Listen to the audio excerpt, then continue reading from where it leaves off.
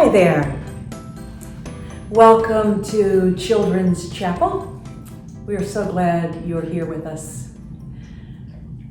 In a moment, I'll have a story to share from the Bible, but first, I want to ask you to use your imagination.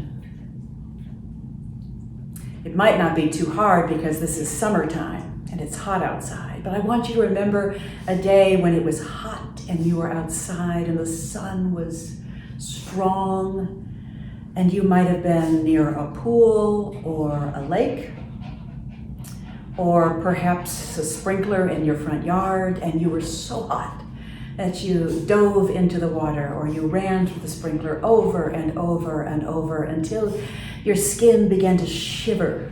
It was so cold.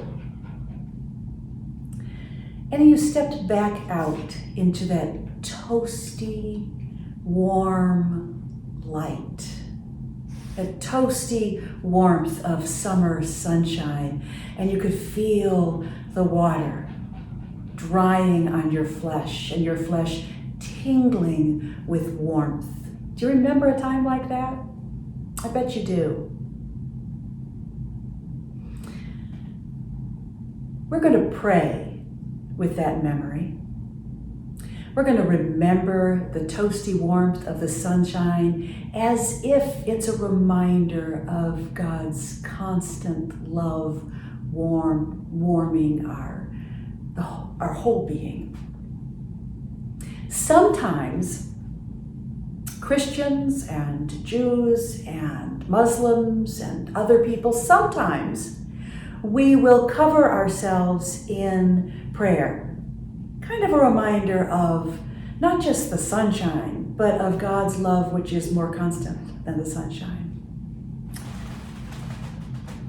And so I have what we call a prayer shawl here.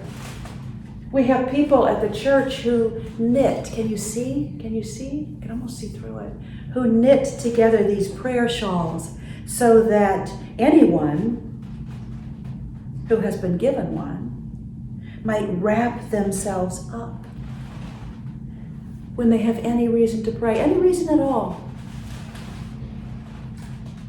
I'm going to invite you to pause this video for a moment and go out and find a towel or a baby blanket or any kind of cover.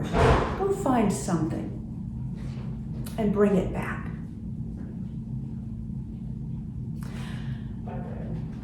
If you haven't found something, that's okay, because we use our imaginations too. We just remember that we are loved, that we are cloaked in God's love, just as the sunshine comes down on a hot summer day. And we're going to sit now.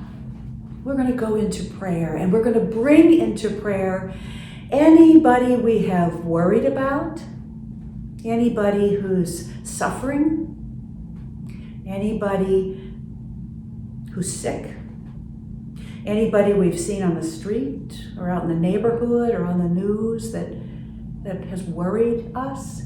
We're going to bring that person under the shelter. We're going to open our hands and hold that person up to that same loving, warming, healing light of Christ.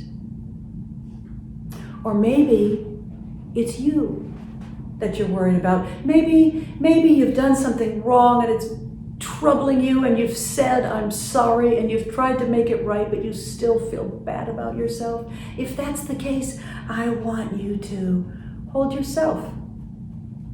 Extend your palms and hold yourself and watch God love you. So whatever it is, whether it's praying for someone else or praying for yourself, I invite you to settle for a moment of quiet, open your hands, and watch as God loves and warms and enlightens whoever it is you set before God.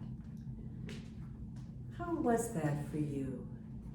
Did you like wrapping yourself up as a reminder of God's love? Did you enjoy using your imagination in prayer? Does something feel different for you? Do you feel, sometimes we feel more peaceful. Sometimes we feel more safe. Sometimes we feel more hopeful. Sometimes more happy. Sometimes I feel more courage when I remember that God's love is always, even more than sunshine, always wrapping me. Sometimes that makes me feel courageous, so I can do things that I might be nervous about doing, try things, take risks that are for the sake of others. You might try this anytime you like. This prayer is available. God is always wrapping you in God's love, whether you feel it or not, whether you remember it or not. It's more true than sunshine itself. Our story today from the Bible has been given us by Lynn Briggs, who has given us a translation very similar to our own, drawn from the words of the Bible that we normally use on Sunday morning in church. At the same time, she has told it a little bit differently so that we might hear it fresh. And so today we read a story from the Gospel according to Matthew. Jesus told the crowds another story. God's kingdom is like the littlest seed there is. When it grows into the biggest tree, all the birds want to come and build their nests in it. Let me put it another way. God's kingdom is like yeast. When you mix a tiny bit of yeast in flour, all of it is leavened, and the dough rises into bread. Or how about this? God's kingdom is like someone who collects pearls. When he finds the most beautiful pearl of all in the market, he gets so excited that he sells everything he has so he can buy it. Or this. God's kingdom is like hidden treasure buried in a field. You would be happy to sell what you have so you could buy the field with the treasure in it.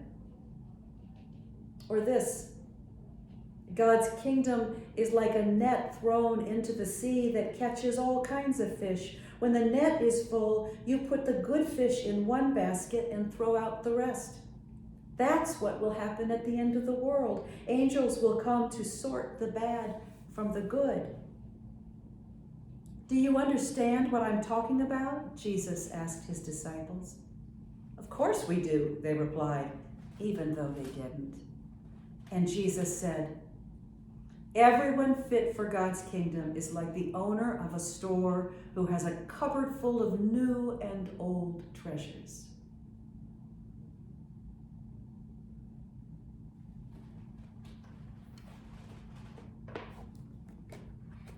The story Jesus told is full of pictures, isn't it? Pictures of little seeds and yeast. I imagine many of you are helping your parents make bread. A lot of people are making bread these days. You've seen how the dough rises and grows and grows and grows. Or hidden treasure discovered. Wouldn't you sell everything? Isn't it more precious than everything you have? But what is more precious than everything we have but God's love, God's assurance, God's forgiveness, God's strength, God's presence in the world? More constant than sunshine. Maybe then, what you might consider doing is practicing remembering how much God loves you, so that you can be brave and confident and hopeful and happy and share that love with others.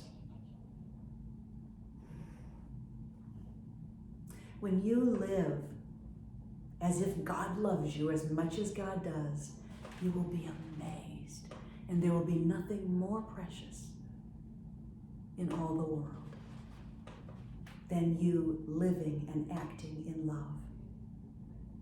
Go in peace.